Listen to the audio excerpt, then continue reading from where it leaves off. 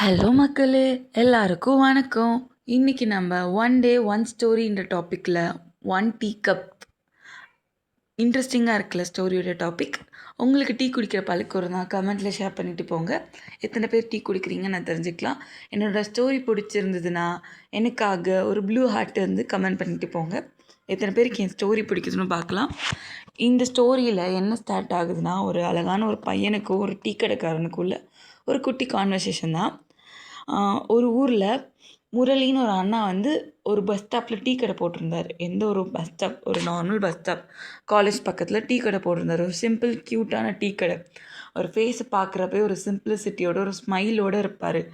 Tea கடைக்கு ஒரு பையன் வந்து ஈவினிங் டைமில் மழை, அந்த மழையில் நனைஞ்சிக்கிட்டே அந்த பையன் வந்தான். வந்து அந்த அண்ணா கிட்ட, அண்ணா எனக்கு ஒரு டீன்னு சொல்லிட்டு சைலண்ட்டாக உட்காந்துட்டு இருந்தான். அந்த அண்ணாவும் நார்மலாக எல்லாருக்கும் கொடுக்குற மாதிரி அவனுக்கு டீ கொண்டு போய் கொடுக்குறாரு. அப்போது அந்த பையன் வந்து ரொம்ப சோகமாக உட்காந்துட்டு இருக்கான். என்ன ஆச்சு அப்படின்னு கேட்கும் போது அவன் ஸ்மைல் பண்ண ட்ரை பண்ணான். அவனால் ஸ்மைல் பண்ண முடியல. டக்குன்னு அவனுக்கு கண்ணிலேருந்து கண்ணீர் வர ஆரம்பிச்சிருச்சு.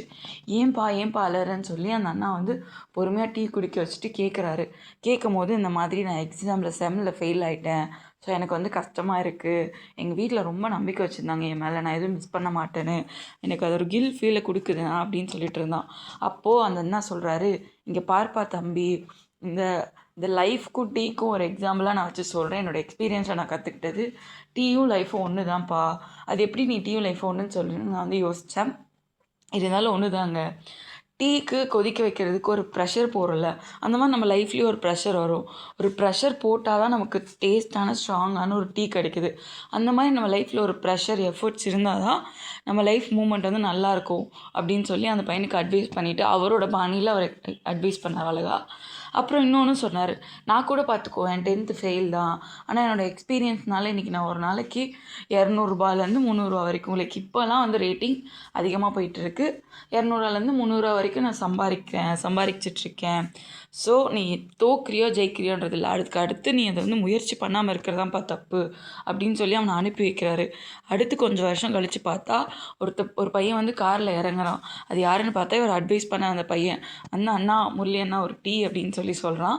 அப்போது அந்த அண்ணா சொல்கிறாரு, பாத்தியா உன் லைஃப் நான் சொன்னத விஷயத்த நீ புரிஞ்சுக்கிட்ட, அதனால் உன் லைஃப் மாறிடுச்சு பார்த்தியா அப்படின்னு சொல்லிட்டு. ஆமாண்ணா, நீங்கள் சொன்ன டீ கருத்தில் அந்த டீ என் வாழ்க்கையே மாற்றிருச்சு. ஆமாங்க, இந்த மாதிரி நிறைய பேருக்கு ஒரு கப் ஆஃப் டீ கூட உங்கள் லைஃப்பை மாற்றும்.